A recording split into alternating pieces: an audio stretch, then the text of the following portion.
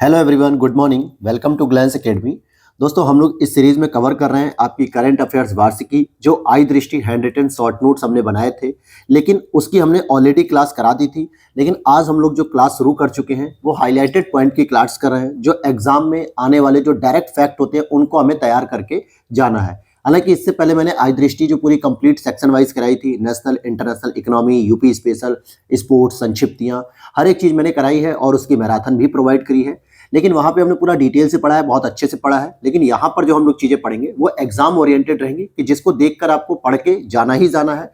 और ये जो करंट अफेयर्स रहेगी आपकी आई दृष्टि वार्षिकी, ये आपके यूपी पीसीएस प्रीलिम्स 2024 22 दिसंबर को जो होगा, और 70 बीपीएससी प्रीलिम 2024 जो 13 दिसंबर को है। इन दोनों ही एग्जाम्स के लिए बहुत ही महत्वपूर्ण रहेगी। समीक्षा अधिकारी की परीक्षा आगे होगी तो उसके हिसाब से एक नया करंट अफेयर्स तैयार किया जाएगा। हालांकि घटना सार के बारे में मैंने डिटेल्स दे दी है, हो सकता है उसकी भी क्लास आज शाम से शुरू कर दूंगा, जो वार्षिकी आई हुई है जनवरी से 5 नवंबर तक की। तो चलिए शुरू करते हैं। वीडियो पे पहली बार आए हो तो लाइक कर देना, और चैनल पे पहली बार हो तो सब्सक्राइब कर देना। अब यहाँ पर आपको कुछ इस तरीके के हाईलाइटेड पॉइंट मिल जाएंगे। हालांकि ये पीडीएफ आप हमारे व्हाट्सएप टीम से भी कांटेक्ट करके ले सकते हैं। उसके लिए आपको कुछ अमाउंट पे करना पड़ेगा, बहुत मिनिमम रहता है, जो कि नंबर में लिख देता हूँ 8527594636। और जिन लोगों ने ऑलरेडी इस पीडीएफ को परचेस कर रखा है आई दृष्टि को, तो उनको ये हाईलाइटेड पॉइंट वाली जो पीडीएफ है वो फ्री मिल जाएगी। लेकिन आज शाम तक हो सकता है मैं प्रोवाइड करा दूंगा, टेलीग्राम पे अपडेट आ जाएगी। देखिए, यहाँ पे यूपी स्पेशल शुरू करते हैं। तो ग्रेटर नोएडा क्यों चर्चा में है? सबसे पहली बात, दो चीजें यहाँ पे याद रखनी है, लेकिन एक अभी मैं आपको बता देता हूँ कि ग्रेटर नोएडा में सेमीकॉन इंडिया कार्यक्रम का आयोजन किया गया था। किसका किया गया था? सेमीकॉन इंडिया कार्यक्रम का, जो आपके हाल ही में 11 से 13 सितंबर 2024 को था। तो डायरेक्ट प्रश्न बनेगा कि भाई अभी हाल ही में भारत में ग्रेटर मतलब सेमीकॉन इंडिया प्रोग्राम का आयोजन कहाँ पे किया गया? तो उत्तर प्रदेश के किस जिले में किया गया? ग्रेटर नोएडा में। उसकी थीम क्या थी? Shaping the semiconductor future. क्या था? Shaping the semiconductor future. क्योंकि धीरे धीरे हम लोग सेमीकंडक्टर के मामले में एक बड़ी मार्केट बनने की पूरी कोशिश कर रहे हैं। और आपको भी पता है कि जो टीवी होती है, डिस्प्ले होती है उसमें, या फिर मोबाइल की डिस्प्ले, लैपटॉप की डिस्प्ले, इन सभी में हम सेमीकंडक्टर का यूज करते हैं। और भारत एक बहुत बड़ा मार्केट है डिजिटल गैजेट का, इसलिए यहाँ पे सेमीकंडक्टर की अगर पॉलिसी फॉलो की जाएगी या इसके प्लांट लगाए जाएंगे, हालांकि 5 प्लांट ऑलरेडी मैंने नेशनल करंट अफेयर्स में पढ़ाए थे, तो धीरे धीरे कहीं ना कहीं इन सभी चीजों की जो कॉस्टिंग है वो कम होती जाएगी। तो ये बेनिफिशियल होगा, तो इसीलिए इसका आयोजन कराया गया। और अगर हम बात करें इसी को ध्यान में रखते हुए, उत्तर प्रदेश ने भी अपनी सेमीकॉन इंडिया की जो पॉलिसी है, या सेमीकंडक्टर नीति की जो पॉलिसी है, वो 2024 के नाम से लागू की है। तो कह सकते हो कि उत्तर प्रदेश भी हमारा सेमीकंडक्टर की नीति लागू करने वाला एक राज्य हो गया है। हालांकि अगर पूछा जाए कि पूरे भारत में सबसे पहले सेमीकंडक्टर नीति की लागू किसने की थी, तो आपका नाम आ जाएगा गुजरात का। ठीक है, गुजरात ने ही सबसे पहले लागू की थी, और इवन की वहीं पर बहुत सारे प्लांट अभी ओपन किए जा चुके हैं। अब इसी तरीके से आपको सेकंड पढ़ना है उत्तर प्रदेश का सैनिक स्कूल, जिसमें अगर आप देखोगे 7 सितंबर 2024 को उपराष्ट्रपति जगदीप धनखड़ जी ने, किसने ऑर्गेनाइज किया? उपराष्ट्रपति जी थे जगदीप धनखड़ जी ने, गोरखपुर में यूपी के सैनिक स्कूल का लोकार्पण किया। और ये एक तरीके से पूर्वांचल का पहला सैनिक स्कूल होगा, क्योंकि इससे पहले जो पूर्वांचल के जो 10-12 जिले आते हैं, जैसे बनारस हो गया, चंदौली हो गया, गाजीपुर, मऊ, आजमगढ़, या फिर आपका गाजीपुर हो गया, महाराजगंज, देवरिया, कुशीनगर, गोरखपुर, इन सभी क्षेत्रों में कोई भी सैनिक स्कूल नहीं था। ये पहला स्कूल होगा जो सैनिक स्कूल के रूप में काम करेगा। अगर हम देश के सैनिक स्कूल की बात करते हैं, तो पहला सैनिक स्कूल देश का संपूर्णानंद जी, जो कि उस समय मुख्यमंत्री थे हमारे उत्तर प्रदेश के, 1960 में उन्होंने लखनऊ में ओपन किया था। तो 3 प्रकार के आप सैनिक स्कूल पढ़ोगे। अगर मैं यहीं पे क्लियर कर देता हूं, अगर आपसे प्रश्न पूछता है कि देश का पहला सैनिक स्कूल कहां खोला गया था, तो उत्तर प्रदेश लखनऊ में खोला गया था 1960 को। अगर पूछेगा हाल ही में उत्तर प्रदेश के पूर्वांचल के किस जिले में सैनिक स्कूल खोला गया, तो गोरखपुर में। लेकिन अगर यह पूछ लिया जाए कि उत्तर प्रदेश में पहला लड़कियों के लिए स्पेशली सैनिक स्कूल कहां खोला गया, तो मथुरा वृंदावन में, गुरुकुलम संविदा करके जो नाम है वो अभी मैं आगे बता दूंगा, तो उसको पढ़ना है आपको। ठीक है, 3 प्रकार के अलग अलग सैनिक स्कूल खोले गए। सैनिक स्कूल का जो उद्देश्य होता है कि लड़के और लड़कियों दोनों को सैनिक शिक्षा देते हुए आर्मी में या सैनिक में या सेना में, कह सकते हो कि आगे उनके प्रोत्साहन किया जाए, ताकि वो भी अपनी सेवाओं को दे सके। यहां पे बात करेंगे जटायु संरक्षण एवं प्रजनन केंद्र की बात करेंगे। इसमें बहुत सारे लोगों को कंफ्यूजन है कि सर गोरखपुर है कि महाराजगंज है। पूरा मैं क्लियर कर देता हूं। देखो, 6 सितंबर 2024 को हमारे सीएम योगी आदित्यनाथ जी ने कैंपियरगंज गोरखपुर में जटायु संरक्षण एवं प्रजनन केंद्र का उद्घाटन किया है। एक और बात समझिए कि इसकी अगर हम स्थिति की बात करें तो ये क्रिटिकली एंडेंजर्ड है, यानी लुप्त प्राय। और लुप्त प्राय को ही हम लोग संकटग्रस्त भी कह सकते हैं, क्योंकि लुप्त प्राय का मतलब होता है कि जो एक ऐसी प्रजाति जो लुप्त होने के कगार पे खड़ी है, अभी लुप्त नहीं हुई है, अभी है हमारे सामने, कुछ प्रजातियां हैं, उसकी संख्या है, लेकिन जीरो नहीं हुई है, और ऐसी स्थिति को हम संकटापन्न भी कहते हैं। और इस तरीके का एशियाई किंग के जो गिद्ध होते हैं, यानी एशियाई जो वल्चर होते हैं, उनको समर्पित विश्व का ये पहला संरक्षण केंद्र है। अब यहाँ पे बहुत सारे लोगों के कमेंट भी आ चुके थे जब मैंने ये नोट से पढ़ा था कि सर गोरखपुर है, महाराजगंज है। तो ध्यान से समझना, कैंपियरगंज गोरखपुर के अंतर्गत, जो गोरखपुर का वन विभाग का क्षेत्र है ना, उसके अंतर्गत महाराजगंज जिले में भारी वैसी नाम की जगह पर खोला गया है। यानी अगर आपसे प्रश्न जनपद के नाम से पूछेगा तो महाराजगंज ही इसका सही उत्तर होगा। लेकिन जैसे मंडल वाइज होता है ना कि आपका इलाहाबाद मंडल में कुछ जिले आते हैं, ऐसे मेरठ मंडल में आते हैं, सहारनपुर मंडल में आते हैं, मुरादाबाद मंडल में आते हैं, तो इसी तरीके से गोरखपुर का जो वन विभाग क्षेत्र होता है उसके अंतर्गत ही महाराजगंज का जिला भी आता है वन विभाग के अंतर्गत। तो इसीलिए वहां पे स्टेटमेंट वाइज गोरखपुर लिखा गया था, कैंपियरगंज गोरखपुर। लेकिन अगर जिला पूछेगा तो आपको महाराजगंज ही सही टिक करना है। क्लियर है? आगे देख लेते हैं इसी तरीके से रोड टू स्कूल कार्यक्रम। रोड टू स्कूल कार्यक्रम की बात करें तो सीएम योगी जी ने गोरखपुर से इसको लॉन्च किया था 20 अगस्त 2024 को। देखा जाए तो इसके पहले चरण का शुभारंभ भी हो गया, और यह निपुण भारत मिशन के अंतर्गत चलाया गया कार्यक्रम है। और देखा जाए तो स्कूल चलो अभियान का ही एक नया रूप है। इससे पहले स्कूल चलो अभियान चलता था, अब चल रहा है रोड टू स्कूल कार्यक्रम। एक और ग्रेटर नोएडा के लिए इंपॉर्टेंट टॉपिक है यूपी इंटरनेशनल ट्रेड शो, अर्थात अंतरराष्ट्रीय स्तर पे व्यापारिक शो दिखाता है, प्रदर्शनी करता है वो यूपी। तो 25 से 29 सितंबर 2024 तक ग्रेटर नोएडा पर यूपी इंटरनेशनल ट्रेड शो 2024 का आयोजन किया गया। कहां पे? ग्रेटर नोएडा में यूपी इंटरनेशनल ट्रेड शो आयोजित किया गया। और इसमें उत्तर प्रदेश में जो पार्टनर कंट्री थी, हमारी सहयोगी कंट्री थी, वो रहेगी आपकी वियतनाम। तो जरा इसको याद रख लेना कि डायरेक्ट प्रश्न पूछ सकता है कि अभी हाल ही में ग्रेटर नोएडा में यूपी इंटरनेशनल ट्रेड शो का आयोजन किया गया। यहां पर उत्तर प्रदेश के इस शो में कौन सा देश व्यापारिक रूप से साझेदार था, या यूं कहे कि कंट्री पार्टनर था? तो इसका नाम होगा वियतनाम। अब आगे देखते हैं मुख्यमंत्री युवा उद्यमी अभियान की बात करते हैं। तो 8 अगस्त 2024 को सीएम युवा उद्यमी विकास अभियान को शुभारंभ किया गया। इसका उद्देश्य क्या है कि 2024-25 के मूल बजट में इसका प्रावधान लाया गया, यानी नई योजना के तौर पे लाया गया। और इसके तहत हम प्रतिवर्ष कितना दोस्तों? प्रतिवर्ष 1 लाख युवाओं को बैंकों से ऋण दिलाकर वित्तीय अनुदान दिया जाएगा, और प्रतिवर्ष 1 लाख सूक्ष्म उद्योग स्थापित किए जाएंगे, अर्थात एमएसएमई सेक्टर में बढ़ावा दिया जाएगा। और अगर हम प्रति वर्ष 1 साल मतलब 1 लाख अगर हम एमएसएमई को प्रोत्साहन दे रहे हैं, बैंकों से ऋण प्रदान करवा रहे हैं इजीली फॉर्म में, तो इस तरीके से 10 वर्षों में हम लोग 10 लाख स्वरोजगार जो है कि खड़े कर पाएंगे। और एक एमएसएमई को चलाने के लिए एक व्यक्ति काफी नहीं होता, कम से कम 2 से 3 लोग चाहिए होते हैं। तो कहीं ना कहीं हमने 10 लाख एमएसएमई के माध्यम से 20 से 25 लाख स्वरोजगार क्रिएट कर दिया। तो ये योजना रहेगी इनकी। अब इसी तरीके से यूपी के कुछ प्रमुख आंकड़े हैं जिसमें कुछ चीजें हमें याद रखनी है बिल्कुल ही, क्योंकि डायरेक्ट भी प्रश्न बन सकता है। जैसे वर्तमान में यूपी देश की दूसरी सबसे बड़ी अर्थव्यवस्था है। देश की क्या है? दूसरी सबसे बड़ी अर्थव्यवस्था है।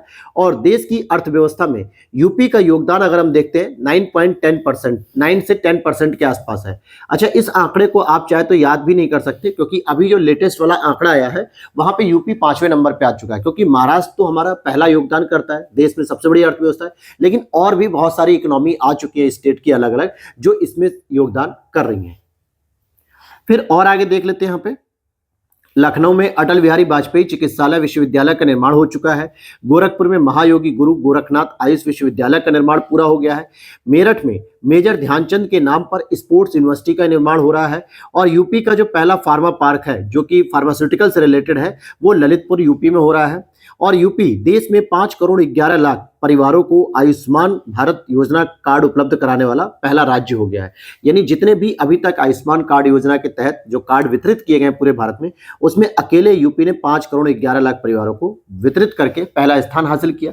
साथ ही साथ उत्तर प्रदेश में सभी 75 जनपदों में डिजिटल क्रॉप सर्वे अर्थात डिजिटल फसल सर्वेक्षण के माध्यम से फसल उत्पादन का आकलन करने वाला यूपी देश का पहला राज्य हो गया। ये मैंने आपको बताया भी था कि डिजिटल एग्रीकल्चर मिशन जो शुरू किया गया है उसमें उत्तर प्रदेश के अंतर्गत फर्रुखाबाद जिले को पायलट प्रोजेक्ट के तौर पे नॉमिनेट किया गया। और उत्तर प्रदेश ने अब 75 जिलों की फसल का जो डेटा है कलेक्ट करना शुरू कर दिया है। साथ ही साथ देश में डिजिटल लेन देन में भी यूपी हमारा पहले स्थान पे, चाहे वो आप गूगल पे से कर रहे हो, फोन पे से कर रहे हो, पेटीएम से कर रहे हो, या जो भी ट्रांजेक्शन आप ऑनलाइन कर रहे हो बैंकिंग एप्लीकेशन को भी यूज करके, तो इस मामले में हमारा उत्तर प्रदेश पहले नंबर पे आ गया है। फिर यहां पर देखते हैं कि सीरा, अल्कोहल व एथेनॉल उत्पादन में भी उत्तर प्रदेश पहले स्थान पे है, क्योंकि उत्तर प्रदेश में सबसे अधिक आपको पता है गन्ने का उत्पादन हो रहा है, सबसे अधिक चीनी का उत्पादन हो रहा है, और गन्ने की उत्पादन करने के साथ जब उसे चीनी में कन्वर्ट किया जाता है शुगर मिल में, तो वहां पे उसका जो सीरा होता है, उसी सीरे से मतलब कि जूस से एक सीरा बनता है, अलग से ब्लैक कलर का होता है, थोड़ा चिपचिपा होता है ज्यादा, और वहीं से अल्कोहल और एथेनॉल का भी प्रोजेक्ट कर सकते हैं। तो उत्तर प्रदेश इस मामले में पहले नंबर पे है। अब आ जाते हैं एससीआर की बात करेंगे, एनसीआर की तर्ज पर ही, जो कि मोस्ट इंपॉर्टेंट टॉपिक रहेगा। देखो एनसीआर की तर्ज, एनसीआर मतलब नेशनल कैपिटल रीजन, अर्थात दिल्ली और दिल्ली के आसपास के जो रीजन है उसी को ध्यान में रखते हुए एक एससीआर बनाने की बात की जा रही है, स्टेट कैपिटल रीजन। इसमें 6 जिले मुख्य रूप से स्थापित किए जाएंगे, यानी इसको इंक्लूड किया जाएगा। देखा जाए तो इसका जो हेडक्वार्टर है वो लखनऊ है, और लखनऊ से जितने भी 5 जिले जो है बाउंड्री शेयर करने वाले, उन सभी को इसमें शामिल किया गया है। जैसे अगर आप देखोगे कि लखनऊ के साथ हरदोई देखने को मिलेगा, सीतापुर देखने को मिलेगा, उन्नाव है, रायबरेली है और बाराबंकी है। ये 5 जिले जो लखनऊ से बाउंड्री शेयर कर रहे हैं, तो टोटल 6 जिले हो गए जिनको इसमें शामिल किया जाएगा, और इसका हेडक्वार्टर मेनली लखनऊ रखा जाएगा। अगर हम एससीआर के अध्यक्ष की बात करें तो हमारे सीएम महोदय होंगे और उपाध्यक्ष आपके मुख्य सचिव होंगे। जैसे दिल्ली के एनसीआर का जो मुख्यमंत्री होता है वही सर्वे सर्वा हो गया एक तरीके से, जो अरविंद केजरीवाल की पार्टी है। इस समय तो आतिशी जी वहां पे मुख्यमंत्री हैं। तो ठीक इसी प्रकार से एससीआर का जो चीफ होगा वो कहीं ना कहीं सीएम होंगे और अध्यक्ष एक मुख्य सचिव होंगे। आगे देखते हैं यहाँ पे। अब ये सब कुछ खास इंपॉर्टेंट टॉपिक नहीं थे। हाँ, यहाँ पर आप देख सकते हो कि यूपी में एक नया अधिनियम ला दिया गया है कि विधि के विरुद्ध होकर अगर आप धर्म संपरिवर्तन कर रहे हो तो इसके लिए निषेध किया गया है। मतलब आपको अगर धर्म परिवर्तन करना तो आप करो, मना नहीं किया जा रहा है, परंतु आपको धर्म के विरुद्ध जाके या नियम के विरुद्ध जाके परिवर्तन नहीं करना है। तो यहाँ पे लिखा है कि राज्य में धर्म परिवर्तन संबंधी घटनाओं को प्रभावी ढंग से रोकना और ऐसे अपराध करने वाले अभियुक्तों को कठोर सजा दिलाना है, जिसमें नाबालिग हो गया, दिव्यांग हो गया, या मानसिक रूप से कमजोर व्यक्ति हो गया, महिला हो गई, एससी एसटी हो गई, या ऐसे व्यक्तियों के अगर अवैध मतांतरण से संबंधित कोई भी प्रकरण आता है तो न्यूनतम 1 लाख रुपए का जुर्माने का प्रावधान भी किया गया। कितना? 1 लाख रुपए के जुर्माने का प्रावधान किया गया है। और अगर यह मतांतरण यानी कि धर्म का परिवर्तन अगर सामूहिक रूप से किया जा रहा है तो न्यूनतम 7 वर्ष और अधिकतम 14 वर्ष की जो है कि सजा रखी गई है। और साथ ही साथ आप देखोगे कि न्यूनतम 1 लाख रुपए का जुर्माना भी लगाया गया है। तो यहाँ पे 2 बातें क्लियर हो गई कि अगर ये सामूहिक रूप से मतांतरण हो रहा है तो 7 से 14 वर्ष की सजा भी है और 1 लाख रुपए का न्यूनतम जुर्माना भी है। अगर कोई व्यक्तिगत स्तर पर कर रहा है, कोई महिला, कोई एससी एसटी, कोई मानसिक रूप से विकलांग है या दिव्यांग व्यक्ति है, तो उस पर 1 लाख रुपए का जुर्माना लगेगा न्यूनतम तरीके से। अब यहां पे देखते हैं उत्तर प्रदेश सार्वजनिक परीक्षा जो अनुचित साधनों की रोकथाम विधेयक 2024, क्योंकि केंद्र सरकार के तहत जब यह अधिनियम लाया गया, क्योंकि एनटीए की परीक्षा लीक हो रही थी, नेट की परीक्षा लीक हुई, जीआरएफ की परीक्षा लीक हो गई, और नीट परीक्षा जो मेडिकल साइंस से थी वो भी लीक हुई। बहुत सारा ये मुद्दा नेशनल मुद्दा बना, संसद में भी इसकी बात उठी, विधानसभा में भी उठी। तो जैसे ही केंद्र सरकार ने ये नियम लेकर आया, उसी के बाद और भी अन्य राज्य सरकारों ने भी नियमों को लाना शुरू किया। हमारे उत्तर प्रदेश में खुद यूपी पुलिस का पेपर लीक हुआ था, समीक्षा अधिकारी का पेपर लीक हुआ, और भी पहले बहुत सारे पेपरों का ऐसे प्रकरण आते रहे हैं। तो उत्तर प्रदेश में नियम पहले से था लेकिन वो एक्टिव नहीं था, या यूं कहे कि बहुत ज्यादा रूल्स रेगुलेशन को फॉलो नहीं करता था। तो यहां पे एक प्रश्न बन सकता है कि अभी हाल ही में 30 जुलाई 2024 को यूपी सार्वजनिक परीक्षा अनुचित साधनों की रोकथाम के लिए नया प्रावधान लाया गया। इसने किस प्रावधान को परिवर्तित किया? तो 1998 के प्रावधानों में बदलाव किए। अर्थात यूपी में पहले से ही इस तरीके के प्रावधान थे 1998 के अधिनियम के नाम से, बस इसमें जो है कि एक नई कार्यवाही को ऐड करते हुए एक नया नाम दे दिया गया। और इस नियम के तहत कहा गया है कि कौन कौन से प्रावधान या कौन कौन से आयोग ऐसे हैं जो इसके अंतर्गत आएंगे। जैसे इस विधेयक में यूपी लोक सेवा आयोग अर्थात उत्तर प्रदेश प्रीलिम्स जो पब्लिक सर्विस कमीशन है यूपी पीएससी, इसके द्वारा जितनी भी परीक्षाएं कराई जाती हैं, चाहे वो समीक्षा अधिकारी की हो, चाहे पीसीएस की हो, चाहे मेडिकल की हो, सभी परीक्षाओं का इसमें मामला रहेगा। उत्तर प्रदेश अधीनस्थ सेवा चयन बोर्ड जिसे हम कहते हैं यूपी SSSC, जिसका हेडक्वार्टर आपके लखनऊ में है। राज्य विश्वविद्यालय के साथ साथ उनके द्वारा नामित प्राधिकरणों, निकायों और एजेंसियों द्वारा भी जितनी भी परीक्षाएं कराई जाती हैं, अगर इनमें भी कोई नकल या कोई इस तरीके की टीका टिप्पणी आती है तो इसी प्रावधान के तहत उस पर कानूनी कार्रवाई की जाएगी। तो ये बात थी यहाँ पे। आप ध्यान देना कि इसके बारे में एक और भी प्रावधान जो है वो आगे इस पर पुनः जो है कि टॉपिक पे चर्चा की गई है विस्तार से। आगे देखते हैं, यहाँ पे अभी कंप्लीट नहीं हुआ है, आगे और भी पूरे टॉपिक हैं, बजट भी है यूपी का जो सबसे इंपॉर्टेंट रहेगा, कौन कौन से पॉइंट पढ़ने हैं और कौन कौन से फैक्ट इंपॉर्टेंट है, वो सारी की सारी चीजें मैं डिस्कस कर दूंगा। पेड़ लगाओ पेड़ बचाओ वृक्षारोपण जन अभियान 2024 की बात करें तो आप देखोगे कि 20 जुलाई 2024 को सीएम योगी आदित्यनाथ जी ने एक दिन में लगभग 36.5 लाख पौधरोपण महाअभियान को शुरू किया। कितने पौध लगाने थे एक दिन में ही? 36 करोड़ 50 लाख, यानी 36.5 करोड़ का एक महाअभियान शुरू किया गया। और इसकी शुरुआत सीएम योगी जी ने लखनऊ में एक कुकरेल नदी के तट पे सौमित्र वन में शुरू की थी और उन्होंने स्वयं हरिशंकरी वृक्ष नाम के पौधे को लगाया था, या यूं कहें कि हरिशंकरी वृक्ष वाटिका का स्थापित की गई थी और उसी दिन इस पौधे को शुरू किया गया। और इसका उद्देश्य था कि 2030 तक हमारा जो हरित आवरण अभी वर्तमान में 9.23% है पूरे उत्तर प्रदेश के क्षेत्रफल का, इसको बढ़ा के 15% करना है। तो 2030 तक का क्या टारगेट रखा हमने कि 15% इसके ग्रीन जो आवरण है उसको बढ़ाया जा सके।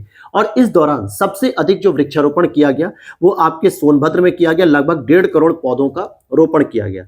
आगे देखते हैं, एक और प्रश्न बनने वाला है कि हाल ही में हमारा संविधान हमारा सम्मान का एक द्वितीय कार्यक्रम का आयोजन कहां किया गया? तो प्रयागराज में किया गया, दूसरा क्षेत्रीय कार्यक्रम जो कि 16 जुलाई 2024 को था। हालांकि इसका पहला जो कार्यक्रम था वो नई दिल्ली में आयोजित किया गया था 24 जनवरी 2024 को और उपराष्ट्रपति महोदय जगदीप धनखड़ जी के द्वारा इसको शुरू किया गया था। तो ऐसे भी प्रश्न हमारे बन सकते हैं क्योंकि 26 जनवरी 2024 से ही इसकी शुरुआत की गई है।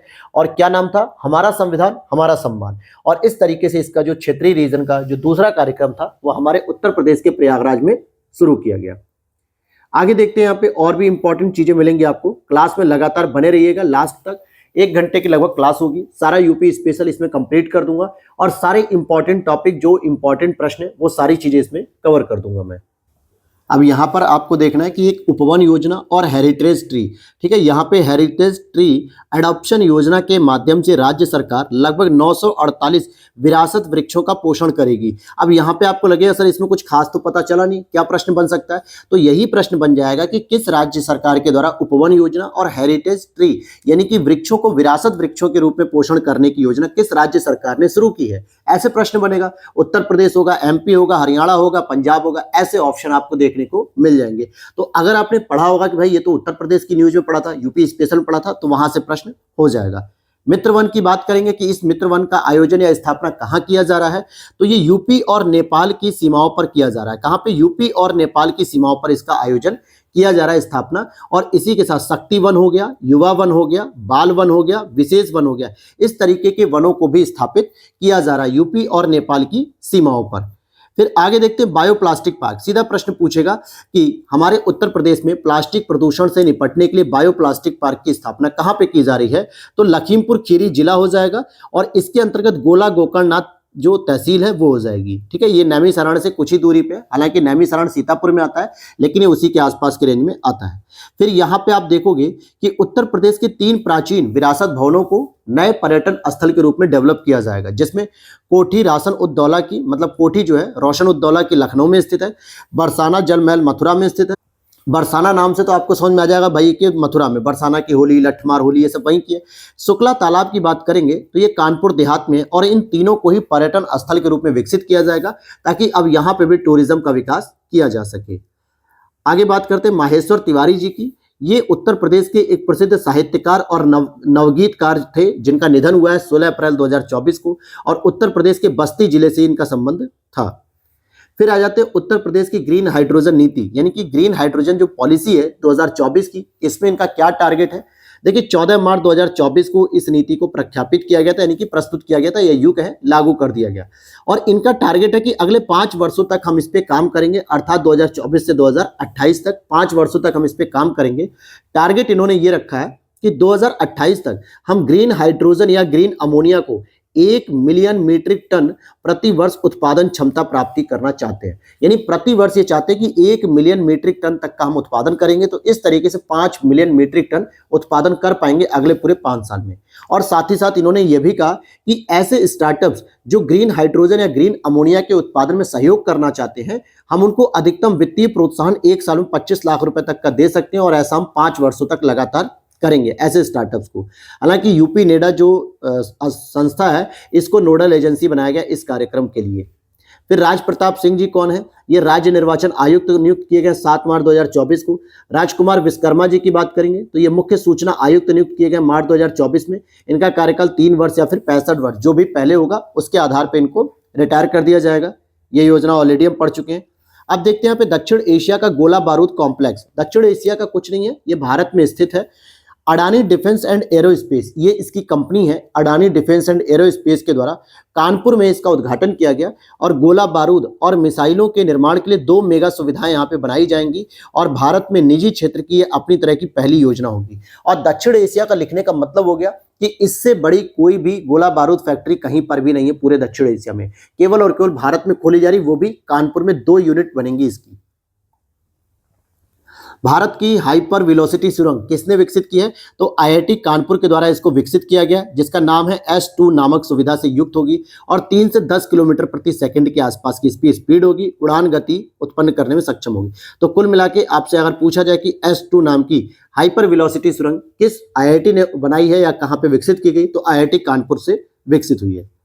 वाराणसी और अयोध्या की बात करते हैं तो 23 फरवरी 2024 को प्रधानमंत्री नरेंद्र मोदी जी ने हरित जलमार्ग का उद्घाटन किया और जिसमें 2 हाइब्रिड यानी इलेक्ट्रिक कैटामैरन को लॉन्च किया। जैसे आप लोग सड़कों पे सड़क परिवहन का यूज करते हैं, ट्रैक पे रेलवे स्टेशन पे रेल परिवहन का यूज करते हैं, वायुयान परिवहन का, ठीक उसी प्रकार से जलमार्ग में भी आप टूरिस्ट के लिए या घूमने फिरने के लिए, छोटी छोटी लोकेशन को देखने के लिए, विजिट करने के लिए आप जलमार्ग का भी प्रयोग कर सकते हो।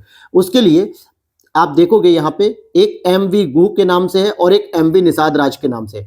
जो MV गू है ये अयोध्या में सरयू नदी पर नौकायन करने के लिए लॉन्च किया गया है और निषाद राज को वाराणसी में गंगा नदी पर नौकायन करने के लिए लॉन्च किया गया है। तो इस तरीके से आप देखोगे कि आप इनका प्रयोग भी कर सकते हो वहां जाके।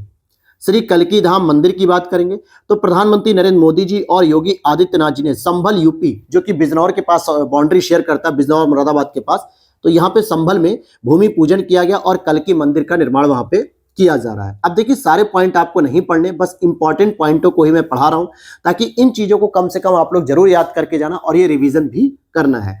कल्की मंदिर की बात करेंगे तो भगवान विष्णु का 10वां और अंतिम अवतार माना जाता है, जिसका अवतार होगा वो कलयुग में होगा। राष्ट्रीय विधि विश्वविद्यालय की बात करें, नेशनल लॉ यूनिवर्सिटीज की, तो 16 फरवरी 2024 को प्रयागराज में, कहां पे दोस्तों? प्रयागराज में इसका उद्घाटन किया गया, जिसमें सीएम योगी आदित्यनाथ और chief justice of India DY Chandrachud ji थे। हालांकि पहले इसको राष्ट्रीय विधि विश्वविद्यालय के नाम से स्टैब्लिश किया जा रहा था जब इसकी स्थापना हुई थी 2020 में, लेकिन बाद में 2023 में इसका पुनर्नामकरण करते हुए doctor Rajendra Prasad national law university कर दिया गया, अर्थात राजेंद्र प्रसाद राष्ट्रीय विधि विश्वविद्यालय इसका नामकरण कर दिया गया है। और आगे देखते हैं MSME को लेके, यहाँ पे मैंने क्लियर कर दिया है क्योंकि जब मैंने इसको फर्स्ट टाइम पढ़ाया था लिख के तो इसे मैगजीन में गलत लिखा गया था और मैंने भी ध्यान नहीं दिया था, ये मेरा फॉल्ट था। लेकिन जब कमेंट आई लोगों की तो मैंने इसको क्रॉस चेक किया। ध्यान देना, MSME उद्यम में अगर हम बात करें कि पूरे भारत में लगभग 2 करोड़ से अधिक MSME है, लेकिन अलग अलग राज्यों में जो है कि कुछ पंजीकृत MSME है। इसके लिए एक पोर्टल बनाया गया, उद्यम पोर्टल, जहां पे हर प्रकार के MSME का रजिस्ट्रेशन होता है, हर तरीके का लाइसेंस मिलता है उन्हें, तो सारी जानकारी ऑनलाइन जो है कि यहाँ पे है। तो देखा जाए पूरे भारत में 2.21 करोड़ यानी कि 2.21 करोड़ के आसपास MSME हो चुके हैं और कुल पंजीकृत MSME में उत्तर प्रदेश की हिस्सेदारी केवल 9% है और इस तरीके से उत्तर प्रदेश 3rd नंबर पे आता है, जबकि महाराष्ट्र नंबर 1 पे है और तमिलनाडु नंबर 2 पे है और यूपी आपका 3rd नंबर पे आता है, जहां पे MSME सबसे तेजी से ग्रो कर रहे हैं। जबकि इससे पहले मैंने यूपी को प्रथम स्थान बता दिया था, जो कि गलत था, उसे करेक्ट कर लेना आप लोग भी। अब यहां पे देखोगे पहला बालिका सैनिक स्कूल, जो मैंने आपको बताया था, जनवरी 2024 को रक्षा मंत्री राजनाथ सिंह जी के द्वारा वृंदावन मथुरा में संविद गुरुकुलम बालिका सैनिक स्कूल का उद्घाटन किया गया और ये पूर्णतः बालिकाओं के लिए एक पहला सैनिक स्कूल होगा जो केवल लड़कियां ही जिसमें पढ़ेंगी। हालांकि हमने जो देश का पहला पढ़ा लखनऊ में, वहां पे लड़के लड़कियां दोनों पढ़ रहे हैं, और जो पूर्वांचल का देखा सैनिक स्कूल पहला गोरखपुर में, वहां भी लड़के और लड़कियां दोनों पढ़ रहे हैं। लेकिन यहाँ पे अगर आप देखोगे मथुरा के वृंदावन में, ये केवल स्पेशली लड़कियों के लिए बनाया गया है। अब आ जाते हैं यहाँ पे अयोध्या के लिए, देखते हैं क्या प्रोजेक्ट है। 30 दिसंबर 2023 को प्रधानमंत्री नरेंद्र मोदी जी ने अयोध्या में लगभग 11,100 करोड़ रुपए का, मतलब 11,100 करोड़ रुपए की एक परियोजना को शुरू किया और यहाँ पे बहुत सारी परियोजनाएं चलाई, लेकिन जो इंपॉर्टेंट है याद रख लेना, क्योंकि हो सकता है नाम से आप उसको ना पकड़ पाओ। जिसमें लिखा है कि महर्षि वाल्मीकि अंतर्राष्ट्रीय हवाई अड्डे का आयोजन किया गया, वहां पे उद्घाटन कर दिया गया। ठीक है, साथ ही साथ दरभंगा अयोध्या आनंद विहार टर्मिनल अमृत भारत एक्सप्रेस को हरी झंडी दी गई और ये पहली भारत की अमृत भारत ट्रेन के नाम से जानी जाएगी। वंदे भारत नहीं, अमृत भारत के नाम से है। इसी तरीके से काशी तमिल समागम की बात करेंगे। काशी तमिल समागम दिसंबर 2023 में सेकंड संस्करण आया इसका, जो कि वाराणसी में आयोजित किया गया, जिसको अगर आप देखोगे कि सेकंड संस्करण को मोदी जी ने नमो घाट खिड़किया घाट से इसका शुभारंभ किया। नमो घाट जो आप देखते हो बनारस में जाते हो, जो हाथ जोड़ के जो प्रतिमा है, इसकी फोटो वगैरह बहुत सारे लोग पोस्ट करते हैं, तो उसी को नमो घाट कहा जाता है। पहले वो खिड़किया घाट से जाना जाता था। और अगर हम इसमें देखते हैं कि इसका जो आयोजन करने के लिए जो जिम्मेदार संस्था है वो IIT मद्रास तमिलनाडु की हो गई और IIT BHU या BHU वाराणसी कह सकते हो, इन दोनों ही यूनिवर्सिटीज को इसका मतलब दिया गया जिम्मेदारी कि आपको ये सभी चीजें देखनी है। आगे देखते हैं 15 दिसंबर 2023 को CM योगी आदित्यनाथ जी ने गोरखपुर में स्थित रामगढ़ ताल में लेक क्वीन क्रूज को लॉन्च किया है। किसमें? रामगढ़ ताल में किया है। ये ध्यान रखना कि कई बार पूछता है तो रामगढ़ ताल कहाँ पे? गोरखपुर में है, और लेक क्वीन क्रूज को वहां पे लॉन्च किया गया। फिर इसी तरीके से पहला दूर संचार उत्कृष्टता केंद्र अगर आप देखते हो कि सहारनपुर यूपी में स्थापित किया जा रहा, और ये केंद्र 5G को AI से जोड़ने का प्रयास करेगा, साथ ही साथ 6G पर शोध भी करेगा। और ये IIT रुड़की का एक कॉम्पैक्ट कैंपस है आपके सहारनपुर में, वहां पे इसे ओपन किया जा रहा है। अप्रैल 2023 में कांगड़ा चाय, जो कि हिमाचल प्रदेश में, इसको यूरोपीय आयोग के द्वारा संरक्षित भौगोलिक संकेतक का प्रदान किया गया। जबकि अगर देखा जाए तो कांगड़ा चाय को ऑलरेडी दोस्तों 2005 में ही GI टैग मिल चुका था हिमाचल प्रदेश में, लेकिन वो भारत सरकार के द्वारा दिया गया था। यहाँ पे यूरोपीय यूनियन का एक आयोग होता है, यूरोपीय आयोग, उसके द्वारा भौगोलिक संकेतक दिया गया है संरक्षित रूप से। तो ये कांगड़ा चाय को अप्रैल 2023 में दिया गया। यूपी का जो हम पढ़ेंगे GI टैग अभी आगे पढ़ लेंगे, वहां पे लेटेस्ट वाला रहेगा आपको। सौम्या ठाकुर क्यों चर्चा में? तो सौम्या ठाकुर जो कि नवंबर 1923 नहीं होगा, यहाँ पे नवंबर 2023 होगा। यहाँ पे पूर्वोत्तर रेलवे के पहली महिला प्रबंधक के रूप में इन्होंने पदभार संभाला। और पूर्वोत्तर रेलवे का जो हेडक्वार्टर है वो आपके गोरखपुर है। तो गोरखपुर में पहली बार ऐसा हुआ कि कोई महिला प्रबंधक जो है कि पूर्वोत्तर रेलवे के हेडक्वार्टर का पदभार संभाल रही हैं। जनजातीय संग्रहालय की बात करेंगे तो 31 अक्टूबर 2023 को मिर्जापुर, सोनभद्र, महाराजगंज जिले में ट्राइबल म्यूजियम खोलने की बात की गई है। अब देखिए यहाँ पे क्या है, मैंने करंट अफेयर्स के कुछ 1-2 महीने पुराने भी क्वेश्चन लिए, क्योंकि यूपी में क्या होता है, कई बार ऐसे प्रश्नों को पूछा जाता है जो आपके पिछली साल से भी पुराने हो चुके होते हैं, जो ज्यादा डिबेट में होते हैं, ज्यादा चर्चा में होते हैं, जो इंपॉर्टेंट होते हैं। इसीलिए आपको इग्नोर नहीं करना है, लेकिन ऐसे प्रश्न ओनली 10 से 12 होंगे। तो क्या समझ में आया कि 31 अक्टूबर 2023 को मिर्जापुर, सोनभद्र, महाराजगंज जिले में ट्राइबल म्यूजियम की स्थापना कर दी गई है, मतलब की जा रही है। और यहाँ पे अगर पूछा जाए कि देश में नौसेना शौर्य संग्रहालय कहाँ ओपन किया जा रहा है, तो भैया नौसेना शौर्य संग्रहालय आपके लखनऊ में ओपन किया जा रहा है। और इसका उद्घाटन गोमती नदी के तट पर किया गया CM योगी जी के द्वारा। और इसमें INS गोमती भी रखा जाएगा, जो कि अपनी सेवा से सेवा मुक्त हो चुका है। तो इसका संग्रहालय का ये भी हिस्सा बनेगा, ये भी संग्रहालय में रहेगा। फिर यहाँ पे देखोगे मिशन महिला सारथी, ये क्या है, तो भैया ये अयोध्या में CM योगी आदित्यनाथ जी ने प्रारंभ किया, जिसमें 51 साधारण बसें जो कि BS6 मानक पे हैं, और इसमें महिला ड्राइवर और महिला कंडक्टर के पद को सौंप दिया। यानी 51 बसें जिसमें महिला ही ड्राइवर होगी और महिला ही कंडक्टर होगी। इस तरीके का मिशन महिला सारथी प्रोग्राम लॉन्च किया गया है। अभी पूछेगा कि भाई हर बच्चे के लिए हर अधिकार, यानी every right for every child, ये जो अभियान है ये किसने शुरू किया नवंबर 2023 में? तो ये उत्तर प्रदेश सरकार का अभियान है।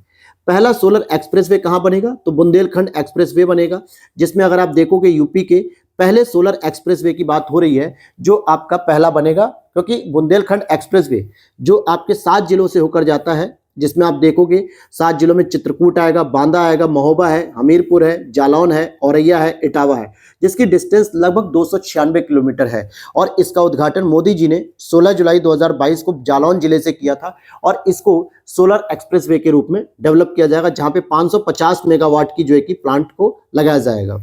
अब देखो यहाँ पे आपको केवल मैं रटा रहा हूँ, एक तरीके से इंपॉर्टेंट पॉइंट बस आपको रिवीजन करा रहा हूँ। मैं यहाँ पे डिटेल एक्सप्लेन नहीं कर रहा हूँ, क्योंकि अगर वो मैं करूंगा तो फिर पहले के लेक्चर और इस लेक्चर में कोई अंतर नहीं रहेगा।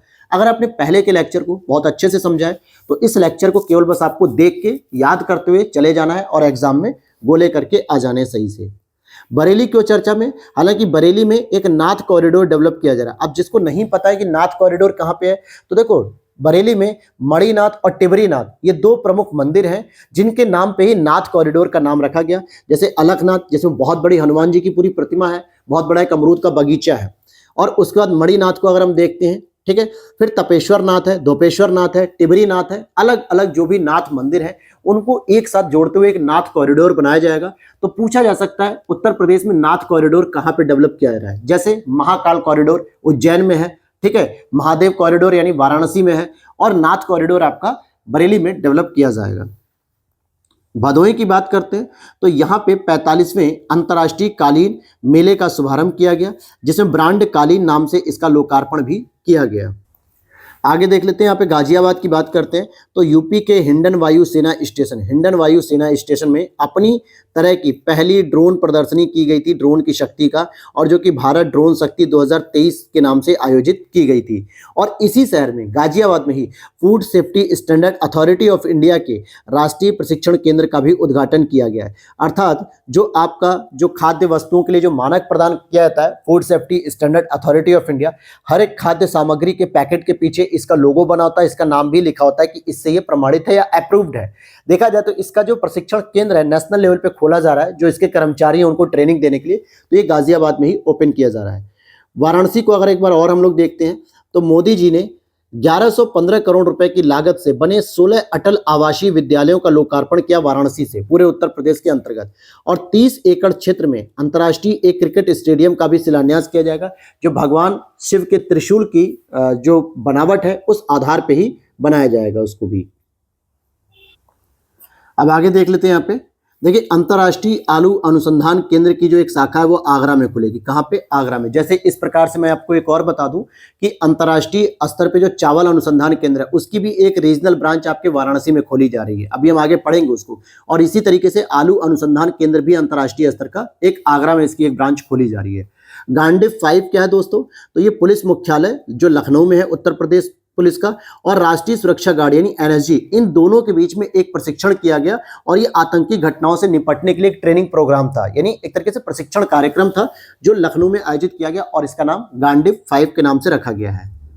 फिर यहां देखो कि भारत के पहले वैदिक थीम वाले पार्क की स्थापना कहां की जा रही? वेद वन पार्क के नाम से नोएडा में की जा रही। कहां पे? वेद वन पार्क का नोएडा में किया जा रहा है। यूपी का पहला फार्मा पार्क कहां पे होगा? तो ये मैंने पहले ही बता दिया, ललितपुर में। फिर आजमगढ़ क्यों संगीत चर्चा में है?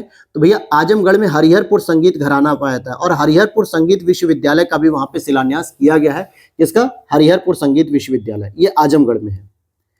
अब आते हैं रेशम कृषि मेला। अब देखो रेशम कृषि मेले की बात है तो ये बहुत पुराना हो गया है, 30 मार्च 2023 को आयोजित किया गया था, गोरखपुर में आयोजित किया गया था। इंपॉर्टेंट ये नहीं है, इंपॉर्टेंट ये है कि हमारे उत्तर प्रदेश में सहतूती रेशम का उत्पादन गोरखपुर में होता है, एरी रेशम का उत्पादन कानपुर में होता है, और टसर रेशम का उत्पादन हमारे सोनभद्र में होता है। तो ये इंपॉर्टेंट हो जाता है प्रश्न।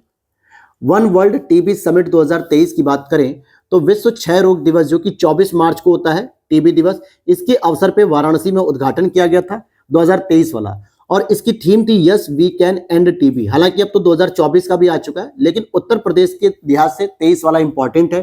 थीम इसकी थी yes we can end TB. आगे बात करते हैं खेलो इंडिया गेम्स यूनिवर्सिटी।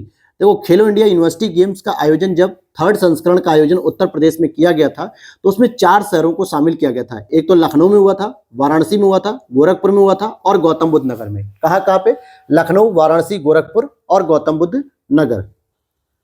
पहला आदिवासी संग्रहालय, देखो अभी मैंने बताया कि आपको आदिवासी या जनजातीय संग्रहालय मिर्जापुर में, सोनभद्र में, इसमें खोलने की बात की जा रही है, लेकिन यहाँ पे पहला आदिवासी संग्रहालय ओपन हो भी चुका है बलरामपुर जिले के इमिलिया कोडर गांव में। कहाँ पे? जहाँ पे आपके थारू आबादी की जनसंख्या ज्यादा है, इमिलिया कोडर गांव पे, यहाँ पे राज्य का पहला जनजातीय संग्रहालय खोल दिया गया है, जिसका नाम है थारू जनजातीय संग्रहालय। क्या नाम है? थारू जनजातीय संग्रहालय। इसी तरीके से एक जिला एक खेल अर्थात वन डिस्ट्रिक्ट वन स्पोर्ट्स, इस योजना का शुरुआत दिसंबर 2022 में किया, जबकि वन डीपी मतलब वन डिस्ट्रिक्ट वन प्रोडक्ट, एक जिला एक उत्पाद, इस योजना को 2018 में शुरू किया गया। और इसी को ध्यान में रखते हुए अब एक जिला एक विश्वविद्यालय, एक जिला एक खेल, एक जिला एक उत्पाद, ऐसे प्रोग्राम भी शुरू किए जा रहे हैं। तो एक जिला एक उत्पाद का प्रोग्राम आपका 2018 में आया था, एक जिला एक खेल का जो प्रोग्राम है ये 2022 में आया है। तो आगे देखते हैं अब इसको हम। श्री अन्न महोत्सव की बात कर लेते हैं। तो भैया श्री अन्न महोत्सव को बढ़ावा देने के लिए यानी कि मोटे अनाजों को बढ़ावा देने के लिए उत्तर प्रदेश सरकार ने बाजरा उपयोग में जो है कि फोकस किया है कि 27 से 29 अक्टूबर 2023 तक लखनऊ में श्री अन्न महोत्सव को आयोजित किया गया। कहाँ पे? लखनऊ में। और इसके अंतर्गत जो 35 किलोग्राम का जो राशन मिलता था प्रत्येक परिवार को, अब उसमें कहा गया कि अब आपको 14 किलोग्राम गेहूं, 11 किलोग्राम चावल और 10 किलोग्राम अब आपको बाजरा भी दिया जाएगा।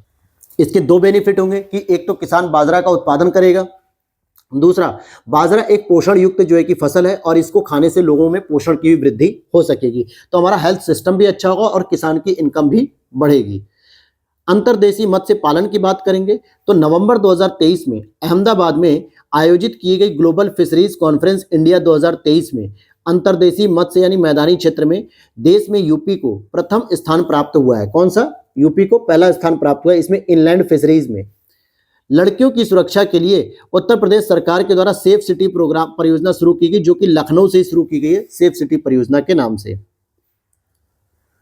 और आगे देख लेते हैं, यूपी में पहला सेमीकंडक्टर पार्क कहां बनेगा? गौतम बुद्ध नगर में बनेगा। हालांकि यूपी ने भी 2024 में सेमीकंडक्टर पॉलिसी लॉन्च कर दी है और उत्तर प्रदेश के 3 शहरों में यूनिटी मॉल को ओपन किया जाएगा, जिसमें लखनऊ होगा, वाराणसी होगा, आगरा होगा। ये 3 शहर ऐसे हैं जहां पे यूनिटी मॉल ओपन किया जाएगा। डिजिटल हॉकी म्यूजियम की बात करें तो ये आपके सीएम महोदय ने झांसी में ओपन किया। कहां पे? झांसी में। जल जीवन मिशन के तहत घर घर पाइपलाइन से पानी की आपूर्ति करने में 2023 में यूपी में बुलंदशहर का पहला स्थान था। किसका?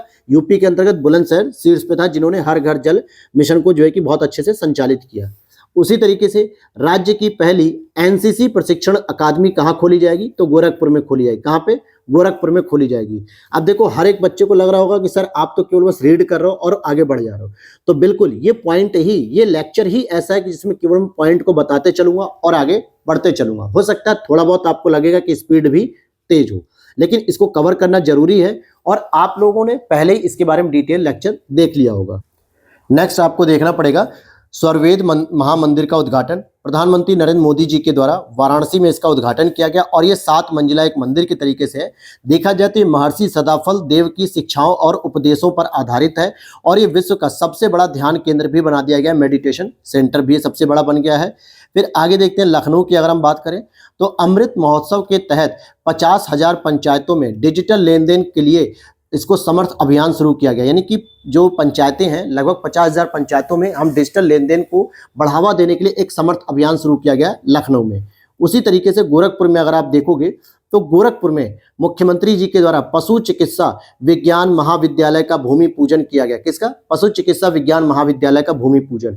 पशु चिकित्सालय पे एक दूसरा विश्वविद्यालय होगा हमारे उत्तर प्रदेश में। हालांकि इसको अटैच किया जाएगा, संबद्ध किया जाएगा मथुरा के पंडित दीनदयाल उपाध्याय पशु चिकित्सा विज्ञान विश्वविद्यालय गौ अनुसंधान संस्थान से संबद्ध किया जाएगा। यानी ये ऑलरेडी जो हमारे मथुरा में पशुओं पे आधारित विश्वविद्यालय है, उसी से इसको अटैच किया जाएगा, इसी से इसको कनेक्ट किया जाएगा।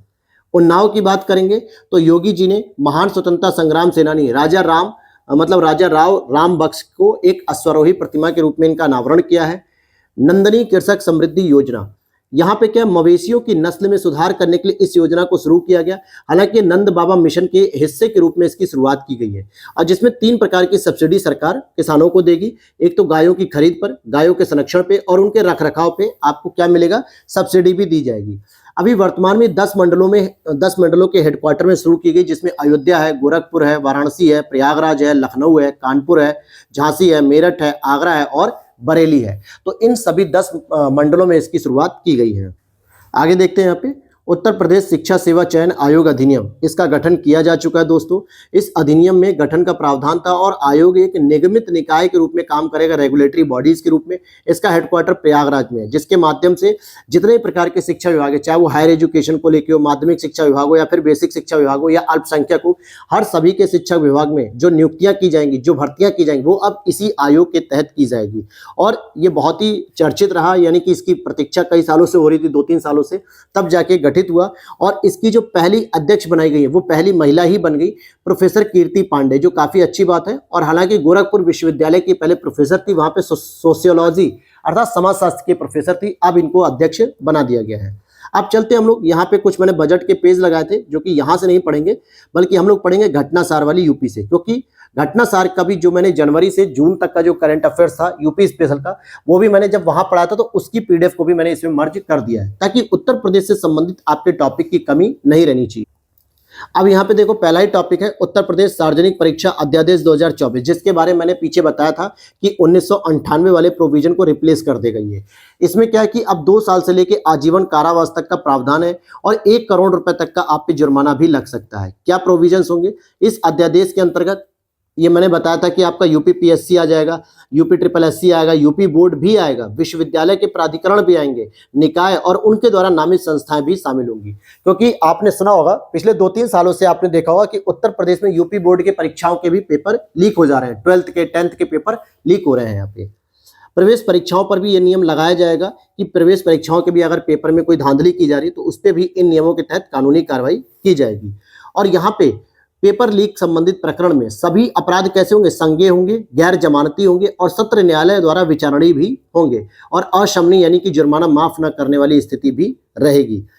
नेक्स्ट हम देखते हैं आरती को, किसको? आरती को अमल क्लूनी महिला सशक्तिकरण पुरस्कार दिया गया है।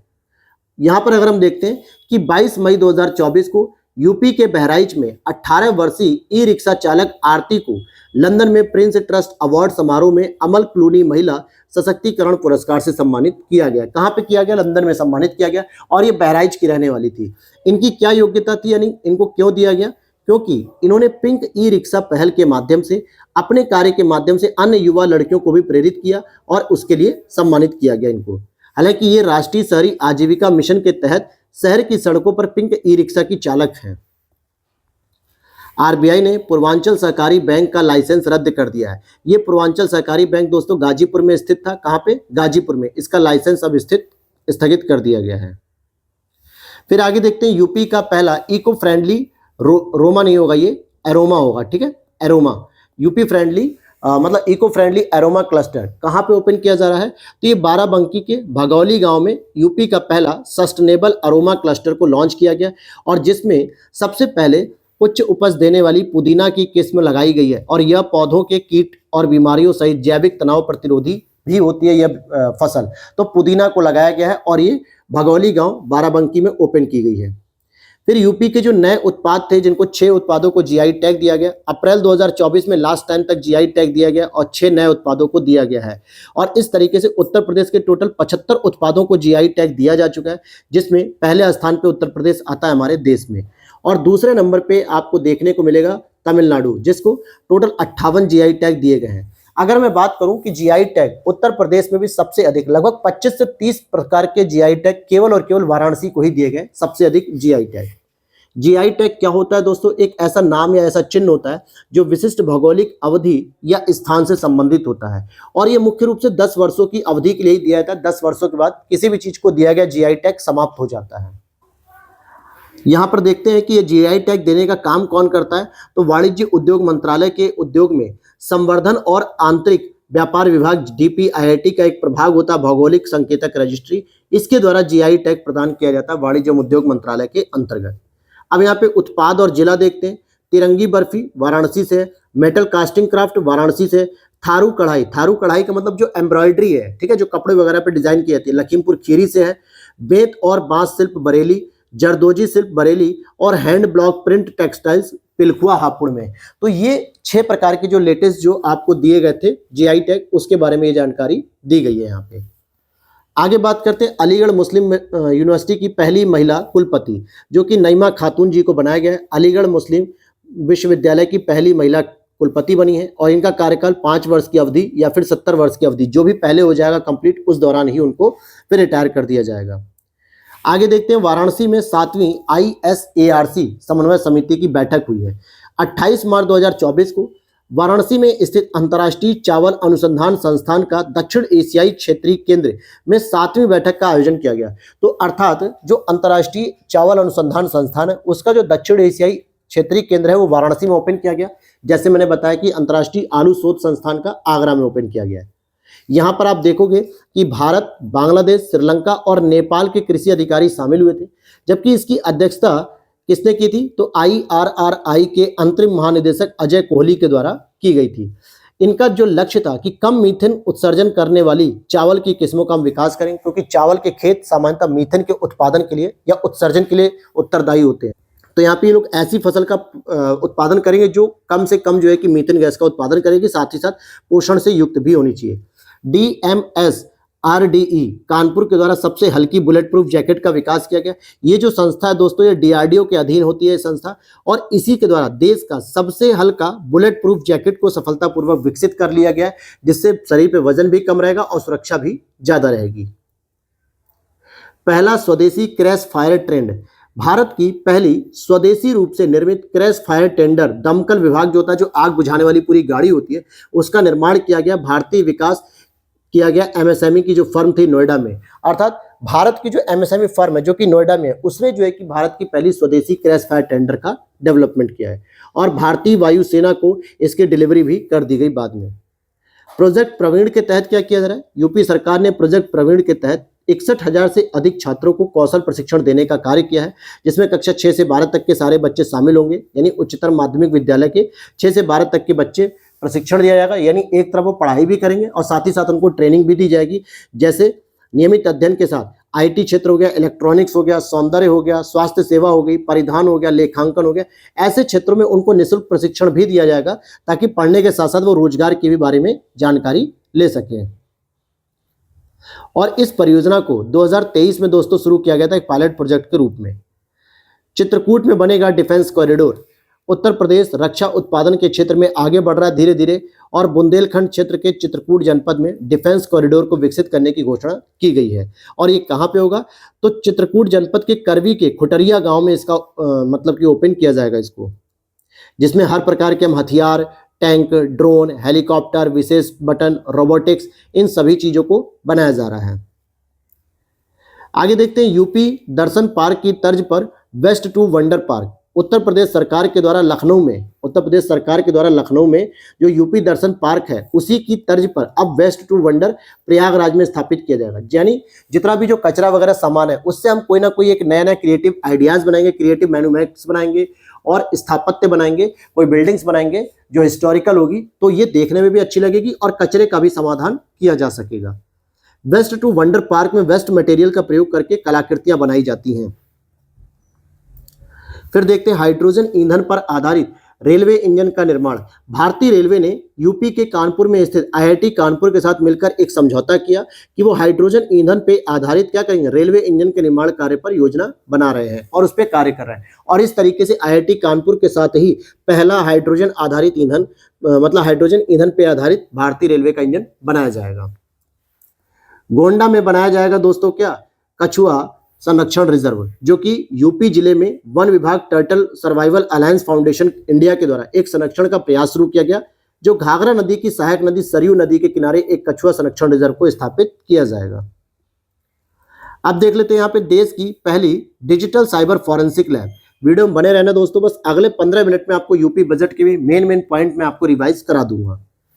देश की पहली डिजिटल साइबर फॉरेंसिक लैब की अगर हम बात करें तो नोएडा यूपी में स्थित गौतम बुद्ध विश्वविद्यालय देश की पहली डिजिटल साइबर फॉरेंसिक लैब स्थापित की जा रही है। कहां पे? नोएडा के अंतर्गत गौतम बुद्ध विश्वविद्यालय के अंतर्गत। इसका मतलब क्या होगा कि देश की सीमा में जितने विदेशी ड्रोन आते हैं, कैमरे आते हैं, फोन आते हैं, अन्य जासूसी उपकरण आते हैं, इनके डेटा को रिकवर किया जा सकेगा और पता किया जा सकेगा कौन कौन से डेटा हमारे यहाँ से जा चुके हैं। यूपी राज्य का छठा रेल कोच रेस्टोरेंट ओपन कर चुका है, प्रयागराज में किया है इसने। और अगर आप देखोगे तो प्रयागराज जंक्शन पे प्रदेश का छठा रेल कोच रेस्टोरेंट का शुभारंभ किया जाएगा। मतलब क्या है इसमें कि जो रेलवे की जो बोगी होती है ना, कोई सी भी एक डिब्बे, उसको क्या किया गया है कि रेलवे स्टेशन पे एक रेस्टोरेंट के रूप में कन्वर्ट कर दिया गया और वहां पे पूरी तरीके से आपको केवल शाकाहारी भोजन ही दिया जाएगा। ऐसा लखनऊ में, बरेली में, वाराणसी में, झांसी में और आगरा में ऑलरेडी हो चुका है और अब प्रयागराज में हो चुका है। तो 6 टोटल कोच आ चुके हैं। अब हम चलते हैं यूपी बजट की ओर। देखिए, सबसे पहले आपको समझना होगा कि 5 फरवरी 2024 को हमारे वित्त मंत्री सुरेश खन्ना जी ने 2024-25 का राज्य बजट प्रस्तुत किया, जिसमें उन्होंने लिखा कि हम ये बजट 24 करोड़ हमारी उत्तर प्रदेश की जो जनसंख्या है, हम उसके लिए इस बजट को प्रस्तुत कर रहे हैं। इस बजट की जो धनराशि थी 7,36,437 करोड़ 71 लाख रुपए है, यानी 736,437.71। इस तरीके से भी इसको याद कर सकते हो। और इसी बजट में इसी बजट में यूपी सरकार के द्वारा 24,863 करोड़ 57 लाख यानी कि 24,863.57 करोड़ रुपए की एक नई योजनाएं भी शामिल की गई हैं। और सरकार ने यह भी क्लेम किया कि इसमें जो हमारी प्राप्तियां होंगी सेम टू सेम पूरी होगी। 7,21,333 करोड़ 82 लाख रुपए की हमारी क्या रहेगी, प्राप्तियां भी रहेंगी। यहां पर अगर आप देखोगे राजकोषीय घाटे की बात करें तो 2024 के लिए राजकोषीय जो घाटा है 24-25 के लिए 86,530.51 करोड़ 86,530.51 करोड़ रुपए की अनुमानित है। और राज्य घरेलू उत्पाद का 3.46% इसको माना जाएगा, क्योंकि परसेंटेज और वैल्यू दोनों में आपको याद रखना है प्राइस में भी कि 86,530.51 करोड़ रुपए का हमारा राजकोषीय घाटा होगा इस बार। और ये अगर हम परसेंटेज में देखेंगे तो 3.46% रहेगा। विभिन्न क्षेत्रों में जो धन का आवंटन किया गया तो सबसे अधिक जो धन का आवंटन किया गया वो शिक्षा में किया गया, लगभग 76,000 करोड़ के आसपास, लगभग मैं बता रहा हूं ताकि आपको याद हो सके। दूसरे नंबर पे आपका ऊर्जा आता है जिसमें 57,000 करोड़ रुपए के आसपास इसका आवंटन किया गया है। और भी अन्य योजनाओं को देखेंगे जिसमें नमामि गंगे व ग्रामीण जल आपूर्ति के लिए 25,710 करोड़ है। इसी तरीके से कुछ कल्याणकारी योजनाओं के लिए भी दिया गया, जैसे सर्व शिक्षा अभियान में 21,310 करोड़, जल जीवन मिशन में 22,000 करोड़, मनरेगा में 50,060 करोड़, राष्ट्रीय ग्रामीण आजीविका मिशन में 36,095 करोड़, स्वच्छ भारत मिशन में 75 करोड़। 2024-25 में प्रदेश की जीडीपी को पहुंचाने का जो अनुमान रखा गया 25 लाख करोड़ रुपए तक पहुंचने का अनुमान रखा गया है। यहां पर देखते हैं सीएम कन्या सुमंगला योजना के अंतर्गत जो पात्र बालिकाओं को 6 विभिन्न श्रेणियों में कुल 15,000 रुपए की सहायता प्रदान की जा रही थी, लेकिन अब इसकी धनराशि को बढ़ा के दोस्तों 25,000 रुपए कर दिया गया है, जिसमें आपको पढ़ाई करने के लिए, ग्रेजुएशन में पढ़ाई करने के लिए 6 किस्तों में दिया जाता है 25,000 रुपए। आगे देखते 3-4 पॉइंट और देख लेते हैं कि सरकार के द्वारा निर्मित ई श्रम पोर्टल पर यूपी के लगभग 8.5 करोड़ कामगारों का पंजीकरण हुआ, जो कि देश में सर्वाधिक है। पीएम जनधन योजना के अंतर्गत उत्तर प्रदेश में 9 करोड़ खातों को ओपन किया गया, जो कि उत्तर प्रदेश में पहले स्थान पे, मतलब देश में पहला स्थान है। जबकि टोटल अगर देखा जाए तो लगभग 53 करोड़ खाते ओपन हो चुके हैं, लेकिन 9 करोड़ अकेले यूपी में ओपन किए गए और इस मामले में देश का पहला स्थान बन गया है। फिर देखते हैं पीएम सुरक्षा जीवन मतलब सुरक्षा बीमा योजना, जिसमें लगभग 5.5 करोड़ नामांकन हो चुके हैं और इस तरीके से उत्तर प्रदेश पहले स्थान पे।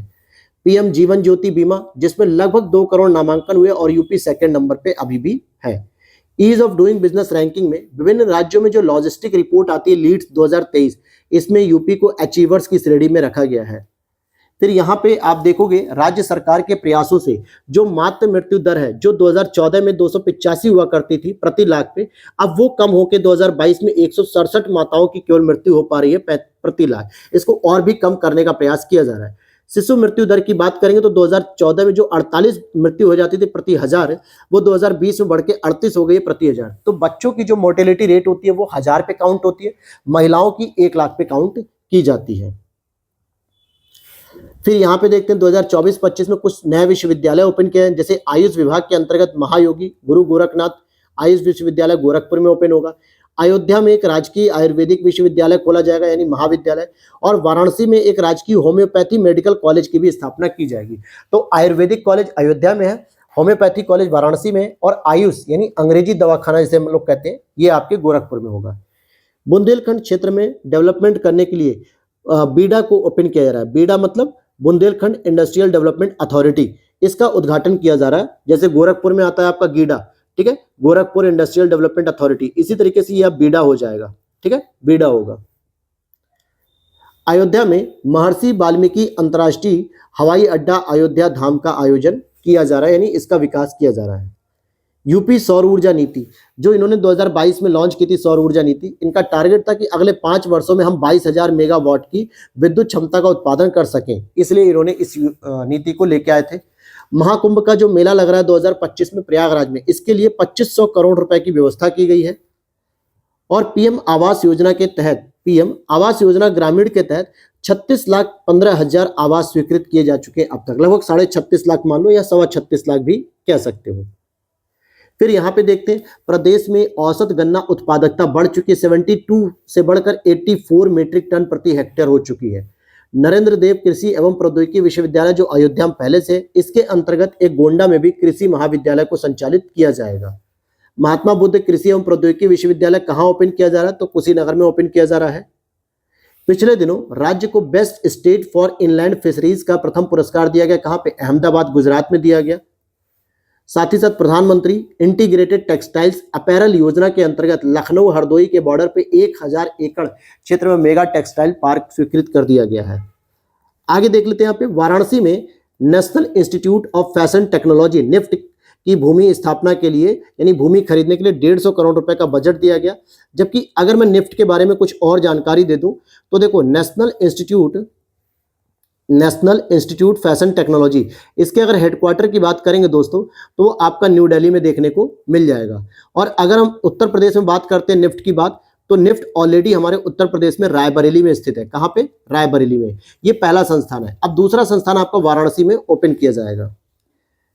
विंध्याचल धाम मंडल में मां विंध्यवासिनी राज्य विश्वविद्यालय ओपन होगा। मुरादाबाद में एक राज्य विश्वविद्यालय। और देवी पाटन मंडल, ये कहां पे पड़ता है? बलरामपुर के क्षेत्र में पड़ता है, बलरामपुर जिले में। तो मां पाटेश्वरी राज्य विश्वविद्यालय की स्थापना की जाएगी वहां पे।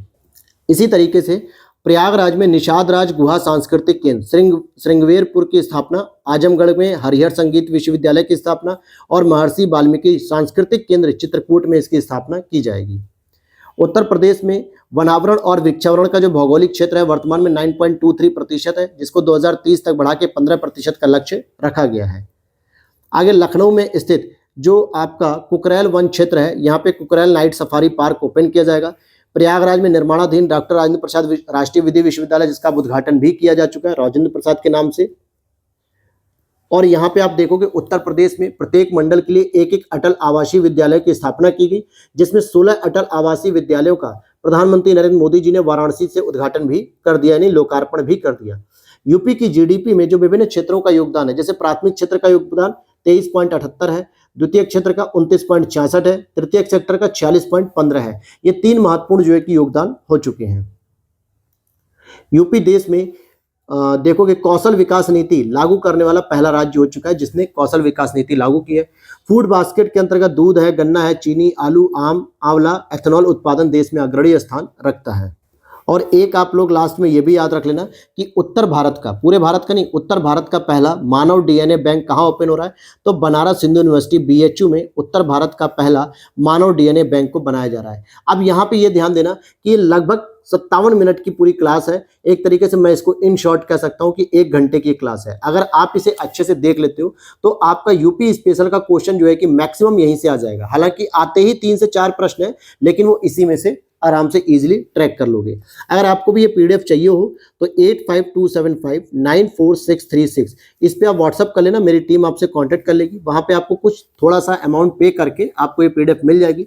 और जिन्होंने ऑलरेडी ले चुके हैं वो आज शाम तक का वेट कर लें। आज शाम तक ये पीडीएफ आपको टेलीग्राम पे अपडेट मिलने के बाद आप व्हाट्सअप टीम से कॉन्टैक्ट करके ले सकते हैं। और अब हमारा जो आगे का टॉपिक रहेगा चर्चित व्यक्ति, लेकिन इससे पहले मैं बनाना चाहूंगा पहले इकोनॉमी का। इकोनॉमी इंपॉर्टेंट है, पहले उसको कवर करेंगे फिर इस पे देखेंगे, ठीक है। तो वीडियो अच्छी लगी तो लाइक करना और साथ ही साथ चैनल पे पहली बार हो तो सब्सक्राइब कर लेना। मिलते हैं नेक्स्ट वीडियो में। जय हिंद, जय भारत।